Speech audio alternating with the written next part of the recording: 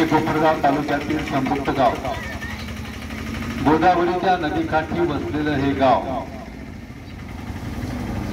आपण या कोपरगाव तालुक्यात राहतो. त्या कोपरगाव तालुक्याचा इतिहास आपल्याला माहिती असायला हवा. ज्यावेळेस आपण इतिहास वाचू, इतिहास अनुभवू, त्यावेळेस आपण इतिहास घडवू शकतो. कोपरगाव तालुका हा गोदावरी नदीच्या काठी वसलेला आहे. नाशिक पासून तर पैठणपर्यंत गोदावरीच्या दोन्ही काठांना दंडकारण्य होतं. दंडकारण्य म्हणजे ह्या भागामध्ये संपूर्णपणे जंगल होतं.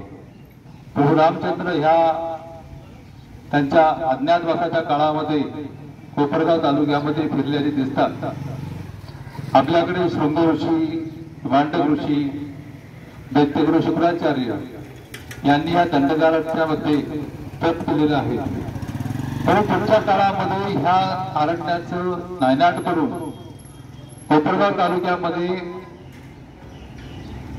1899 साली एक भयानक दुष्काळ पडला होता. त्या दुष्काळामध्ये अनेक जनावरं, अनेक माणसं मृत्युमुखी पडली होती. त्यांना कोपरगाव तालुक्याला वाचवण्यासाठी तत्कालीन ब्रिटिश सरकारने गोदावरी डावा आणि गोदावरी उजरा कालवा निर्माण केला आणि कोपरगाव तालुका समृद्ध झाला. 100 वर्ष आपण बागायतदार तालुका म्हणून अनुभव घेत होतो. गेल्या 20 वर्षांमध्ये पीव्हीसीची क्रांती झाली. पीव्हीसी पाईप आले. गोदावरी नदीवरून पाईपलाईन केल्यामुळे आपण आपल्या भागांचा समृद्धी टिकवून धरू शकलो.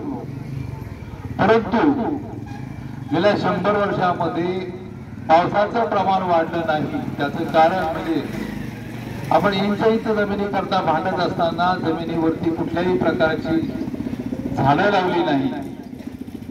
पाऊस पडण्यासाठी झाडं महत्वाची. ढगांना आकर्षित करण्यासाठी केवळ झाडच उपयोगी पडतात आणि त्याचा अभाव आपल्या कोपरगाव तालुक्यामध्ये आपल्याला पाहायला मिळेल. म्हणून प्रत्येक नागरिकाने आपल्या बांधावरती, आपल्या गावामध्ये जिथे कुठे जागा भेटेल तिथे झाड लावून जोपासावं ही नम्र विनंती. पावसाचं जे पाणी पडतं ते संपूर्ण पाणी वाहून नदी नाल्यामध्ये जातं. आता आपण जर गेल्या 10 वर्ष 2012 नंतर अभ्यास केला असेल तर गोदावरी कालव्यांना आवर्तन फक्त पिण्यापुरतं येतात, शेतीला आवर्तन येत ते वर्षभरामध्ये 3 आवर्तन आले तरी आपण भाग्य समजतो. पण हे आलेले पाणी, नदीमधलं उचललेलं पाणी, नदीचं पाणी जे वाहून जातं पावसाळ्यामध्ये रायगोळी धरणामध्ये, हे कायदेशीर किंवा बेकायदेशीर उचलून आपल्या शेतामध्ये शेततळं बांधून हे पाणी स्टोअर करून ठेवलं पाहिजे, साठवून ठेवलं पाहिजे.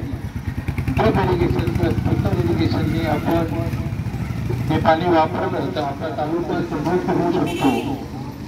आणि या समृद्धीसाठी प्रत्येकाने झाडं लावली पाहिजे, झाडे जगवली पाहिजे, पाणी अडवलं पाहिजे, पाणी जिरवलं पाहिजे. आपल्या गावामध्ये असलेल्या शाळा, दवाखाने याच्यावरती लक्ष दिलं पाहिजे.